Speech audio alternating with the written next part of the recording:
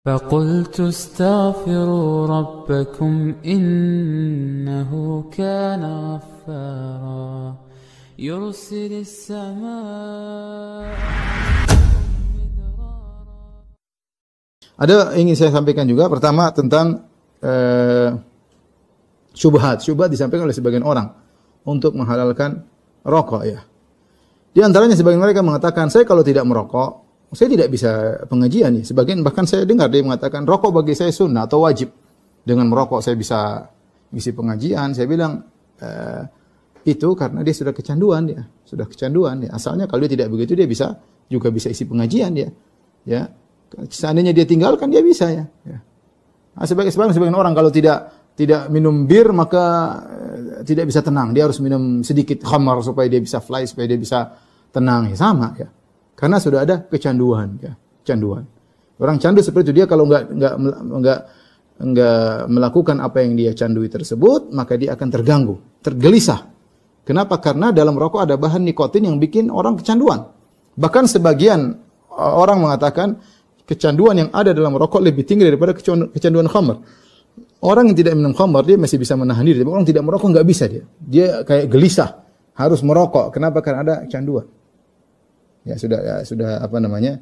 Sudah mendarah daging nikotinnya sehingga dia harus mengkonsumsi, sama seperti orang yang obat-obat terlarang. Kalau enggak dia gelisah ya, dia harus segera mengkonsumsi obat terlarang agar bisa melepaskan kecanduan atau bisa memuaskan yang dia candu tersebut. Jadi kalau sebagian kiai mengatakan demikian, kalau saya justru rokok bagi saya wajib, saya bilang ya itu tidak benar ya, karena Anda saja yang kecanduan ya. Ada saja yang kecanduan sebagaimana candu-candu yang lain ya.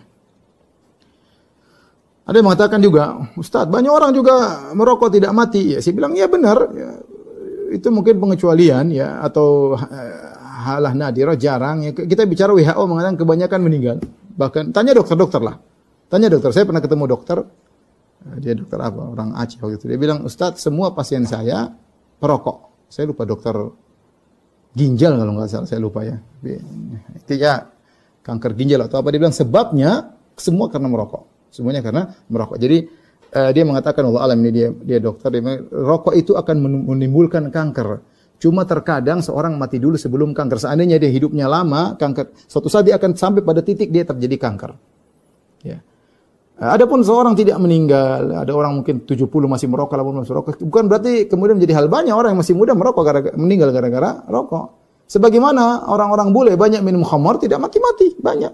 Terus khamar jadi halal, minum khamar sampai 70 tahun, 90 tahun masih teler, khamar berbahaya, alkohol tapi tidak mati, kemudian jadi halal. Bukan berarti orang tidak mati kemudian menjadi halal. Tapi semua dokter tahu paru-parunya rusak. Ya, paru-parunya rusak dengan merokok tersebut. Kemudian juga ada yang mengatakan dengan merokok, Ustaz, kita akan membuka banyak ruang pekerjaan bagi masyarakat. Ya, kasihan petani-petani tembakau kalau kita haramkan rokok. Kita bilang ya hancurkan tembakau, tanam yang lain masih banyak.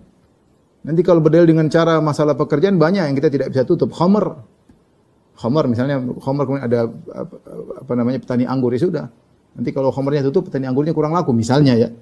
Khamar kalau tutup, pabrik bir tutup, banyak orang yang nganggur ya. Sama pelacuran juga, prostitusi juga kalau tutup, kasihan dong pelacur-pelacurnya, kasihan dong satpam-satpamnya, kasihan dong pengurus hotelnya, kasihan dong pemasok-pemasok birnya, ya lingkaran setan ya.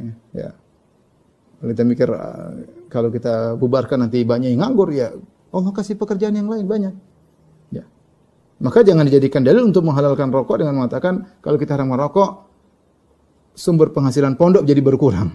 Repot. Kasihan masyarakat, kasihan masyarakat yang terkena penyakit. Kasihan.